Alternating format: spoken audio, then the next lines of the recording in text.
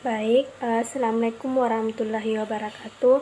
Perkenalkan, nama saya Trisha Salsadiva dengan NIM L02123121. Di sini saya akan menjelaskan tentang rehabilitasi mangrove, identifikasi kerusakan dan upaya rehabilitasi mangrove dengan metode garis berpetak di pantai utara Kabupaten Subang. Adapun pendahuluannya itu, ekosistem mangrove sangat penting untuk melindungi pesisir dari abrasi, menyediakan habitat bagi biodiversitas, dan mendukung kehidupan ekonomi lokal. Di pantai utara Kabupaten Subang, kerusakan mangrove terjadi akibat konversi lahan, polusi, dan kegiatan eksploitasi lainnya. Rehabilitasi mangrove dengan metode yang efektif menjadi langkah penting untuk melindungi lingkungan dan masyarakat. Selanjutnya itu identifikasi kerusakan ekosistem mangrove.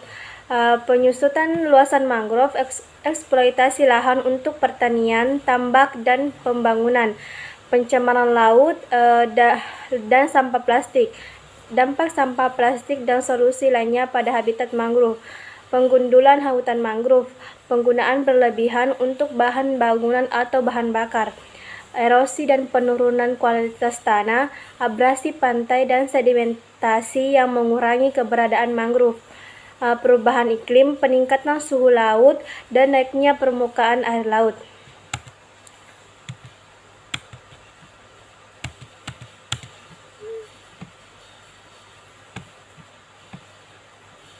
Selanjutnya itu metode garis berpetak untuk rehabilitasi mangrove. Definisi, metode garis berpetak adalah teknik yang digunakan untuk pemetaan dan pemantauan vegetasi mangrove dengan cara membuat garis atau transek di sepanjang pantai yang dibagi dalam beberapa petak atau segmen.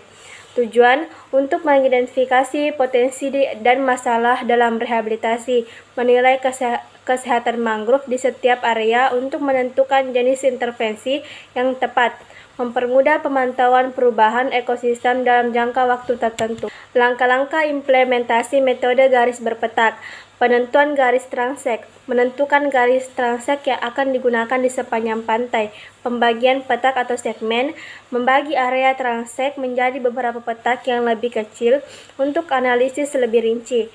Pengamatan dan pencatatan, mengukur dan mencatat data terkait keberadaan mangrove, kondisi tanah, dan faktor lain yang mempengaruhi penanaman dan pemeliharaan. Berdasarkan data yang terkumpul, menanam mangrove pada petak yang memerlukan rehabilitasi dan melakukan pemeliharaan. Selanjutnya itu implementasi metode garis berpetak di pantai utara Subang. Tahap 1 itu survei lapangan untuk menentukan garis transek dan pembagian petak. Tahap 2 itu penanaman mangrove sesuai dengan kondisi tanah dan tingkat kerusakan. Tahap 3, pemantauan dan evaluasi pertumbuhan mangrove di setiap petak. Tahap 4, penyesuaian teknik dan intervensi berdasarkan hasil pemantauan.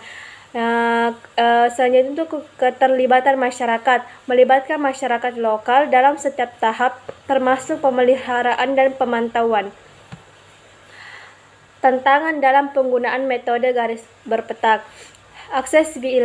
Aksesibilitas, lokasi yang sulit, beberapa daerah pesisir mungkin sulit dijangkau, keterbatasan sumber daya dan tenaga kerja, pemantauan yang membutuhkan banyak tenaga dan sumber daya, perubahan cuaca yang ekstrim, kondisi cuaca yang tidak stabil bisa mempengaruhi keberhasilan rehabilitasi. Pencemaran dan kerusakan lanjutan, polusi yang terus-menerus bisa menghambat proses pemulihan mangrove.